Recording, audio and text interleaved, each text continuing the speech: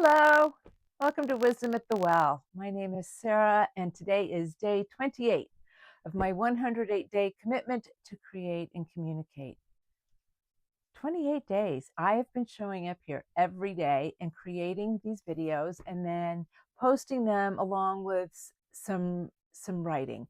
And often I'm also providing links to things and just really showing up here to activate and really engage my creation muscle, to kind of get out of my way of making creation have so much meaning or significance, or being so susceptible to, oh my gosh, do people like me? Do people subscribing?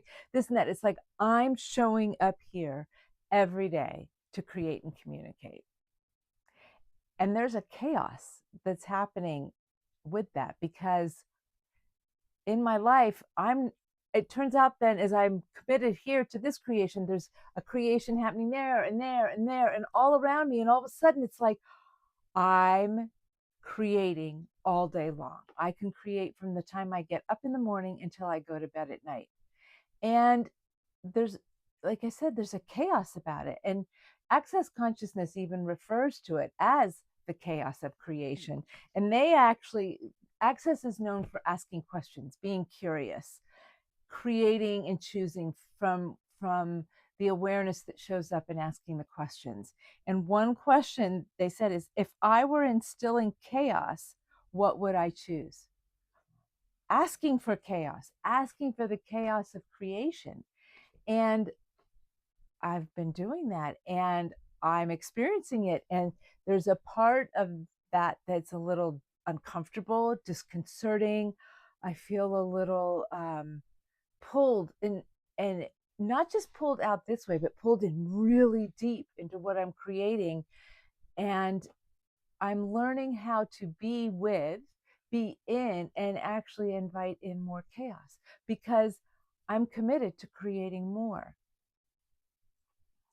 And the piece that's come so clearly for me in that is that if we're going to be in chaos, the way to sustain chaos is to have a rhythm or a structure within it. So I think of, for those of you who know the 5 rhythms dance, right? You go through 5 different cycles of dance. And when you're in chaos, the body, the upper body, is moving wildly and it looks chaotic and out of control.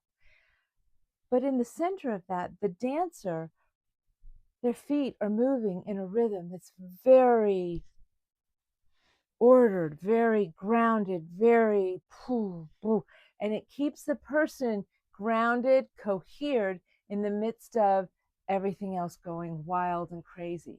I know I've talked about this before on my videos. It's actually becoming a very central theme, a central pillar in my life and in my work. And I'm just seeing it more and more, the how essential it is to have the stillness within, the silence within, as I create in all these different directions.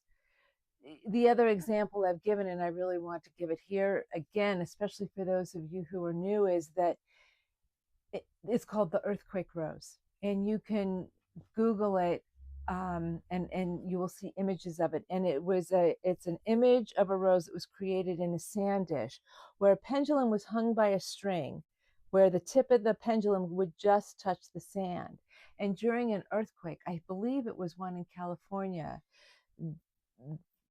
the pendulum created a beautiful rose, a symmetrical, balanced, gently expanding rose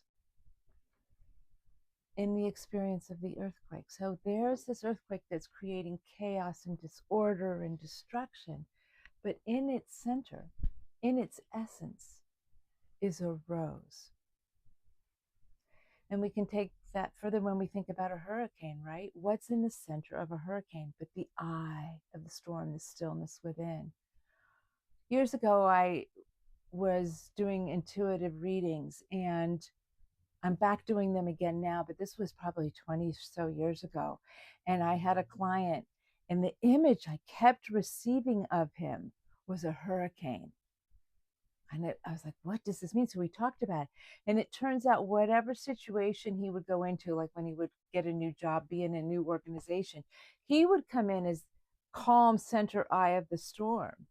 And it's almost like his job in an organization was to disrupt, was to anything that really wasn't being of service to the organization and its goals and its profitability and all of that would literally get lifted up in the turbulence of the hurricane, and its dissonance would become apparent.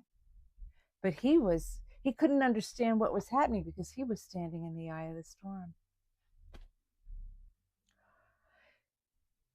So here I am in my shed, in my life, and becoming more and more the quiet in the center, the pillar of presence, where I'm grounded, grounding more deeply, allowing my energy to drop in more fully, become more embodied, so that as I'm creating here and then I have another idea and I wake up with, oh, let's do this, I can both receive the inspiration and act on it. And just to remember that creation is chaos, and there's a chaos that actually serves and benefits the whole process of creation. If we keep everything orderly and neat and that we very predictable, we're going to know the outcome. We're going to know what we're creating before we've even started to create it. And so where's the creativity in that? Part of being creative is not knowing where this journey is going to take you. So I leave you with the access consciousness. If I were to instill chaos, what would I create?